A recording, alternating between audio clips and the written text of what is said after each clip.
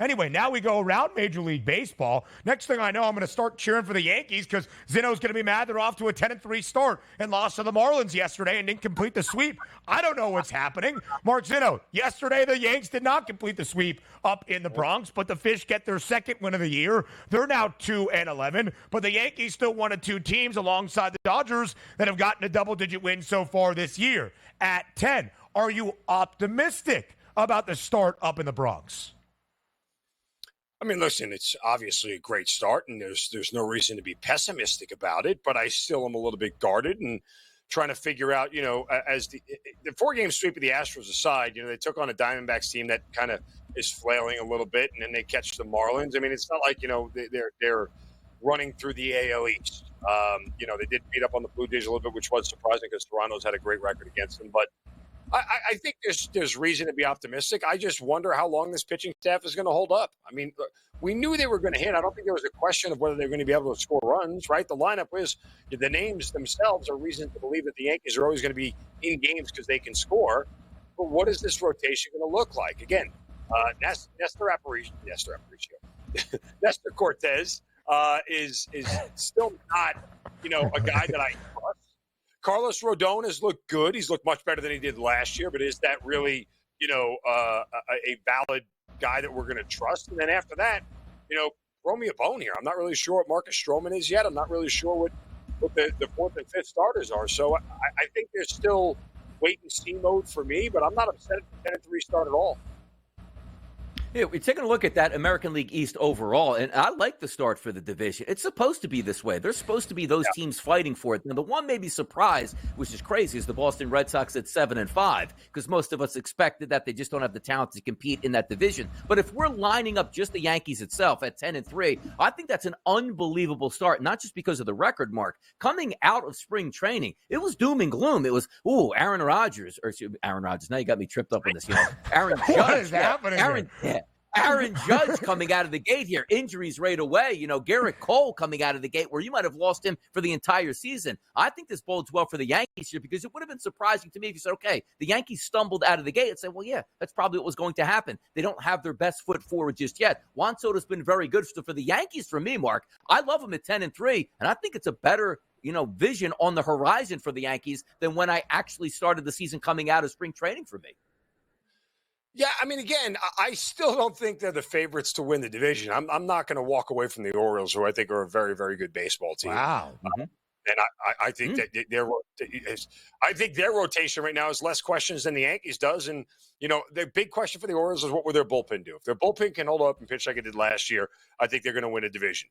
If they don't, then guess what? It's probably the Yankees' division to lose at this point in time. Tampa getting off to a bad start is kind of surprising. But they always seem to level off. So it's way too early to I even think, begin to call the American League East race. But again, with the Yankees, the other concern for me, just generally as a fan, is Aaron Boone and his bad management style of yanking starters in the fourth and fifth inning and depending on a bullpen to save your backside, this early in the season. Guess what? That's going to come back to bite you in August and September. And that could be a problem if they're in a race, So I just I'm hesitant to really go all in yet on the Yankees and see what happens. So, Zeno, you mentioned the Baltimore Orioles, a big win yesterday on the road in Fenway against the Red Sox. They were down early. They respond late, scoring all of their runs following the sixth inning and led by the young core at the bottom of the lineup. We'll talk Jackson Holliday in just a moment, but you mentioned the bullpen for the Orioles. It was Craig Kimbrell getting his second save already of this young MLB season. Two-part question for you. Did you bet the O's to win the American League East division? And if so, what have you liked out of the start so far? I bet the Orioles team total over wins at 90.5. Gotcha. And so I'm happy with that. I don't know if they'll win the division at 91, 92 wins, but I think they go over that number. There's no reason, barring any major injuries, that they shouldn't. And look, this is a lineup I think that has continued to be undervalued as one of the best 1 through 9 in all of baseball. I mean, if you follow this team at all, tell me where the outs are. I mean, from top to bottom, whether it's Gunnar Henderson or, Cedric Mullins or whatever it may be. I mean, Austin Hayes, they've got bats up and down this entire lineup. Anthony Santander. I mean, and that's all, by the way, losing a guy like Trey Mancini over the past 2 years that ended up somewhere else. So, this is a very consummate professional lineup. They're well coached. They are going to continue to score runs all season long. Don't be surprised to see them one of the top 3 teams in the AL when it comes to runs scored when it's all said and done. Yeah, I love that lineup. I love it. I'm an RBI guy, and certainly the Baltimore Orioles can certainly pound away in that division, no question about it. But they did do some things yesterday, which was un-Oriole-like, which includes bringing up your young prospects when you feel they're ready to come up, not when they come up because it's going to cost you the least amount of money here and you can control them long term. Jackson Holliday comes up. How are you feeling about that move?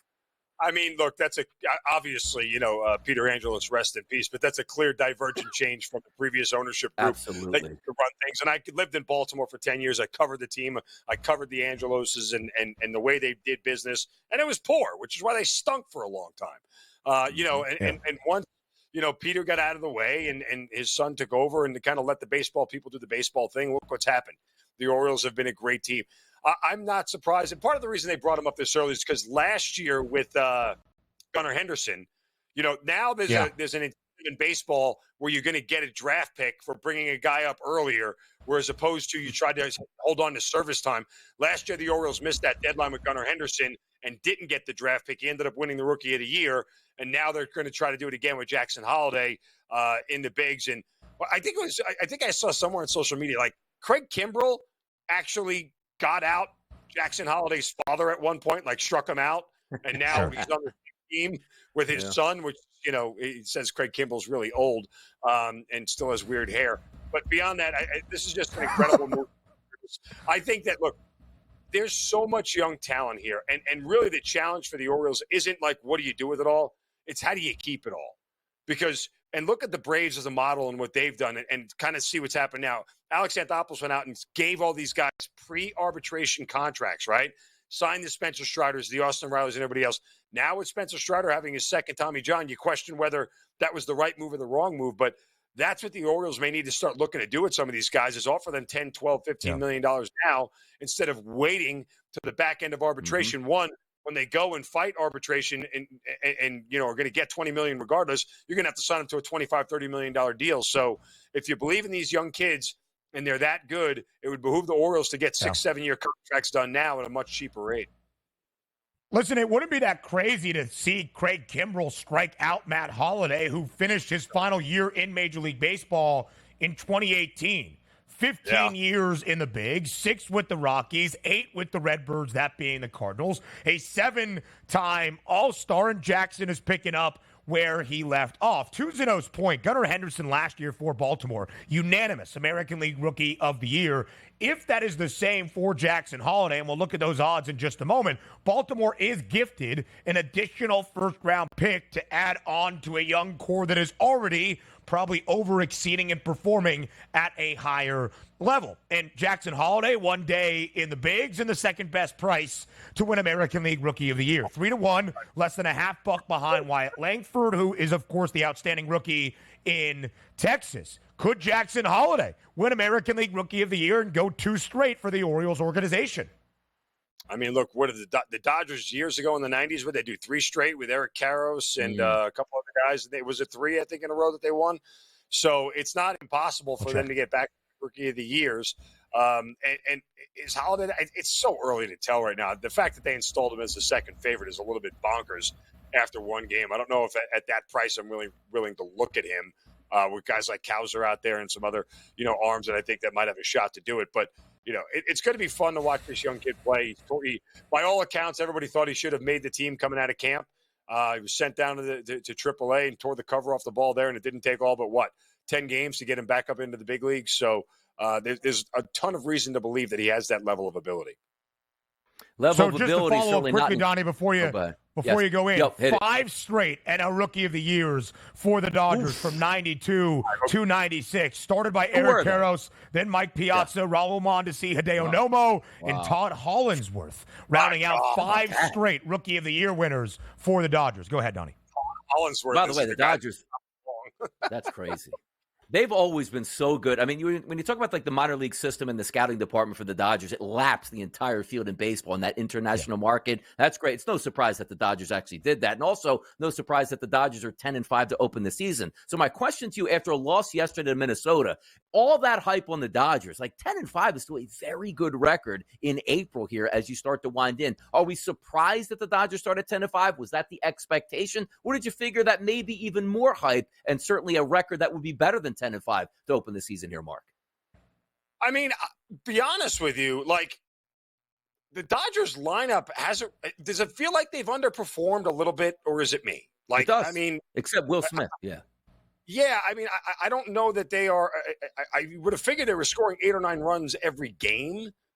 Look, they're hitting the ball out of the ballpark. We know that, and that's to be expected because that's kind of what they do. But I just there's you got to look bigger than game to game. The game they lose 3-2, those are going to happen. I still have my questions about the Dodgers rotation that seems to be unproven at this point in time. Mm-hmm. When it is all said and done, we've seen teams, and again, I've lived this as a Yankee fan.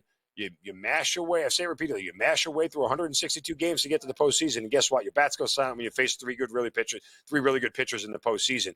But for the Dodgers, I wonder how much their pitching is going to hold up. How much is their bullpen going to be taxed? Remember last year, their bullpen was really bad to start the year. Settled down and kind of got things done. It's a kind of middle of the road bullpen start for them this year, but it takes a lot to win the whole thing, guys. I mean, for as much as we're going to sit here and pump the Dodgers and there's reason to, if they fall short of a World Series, it kind of feels like a big failure.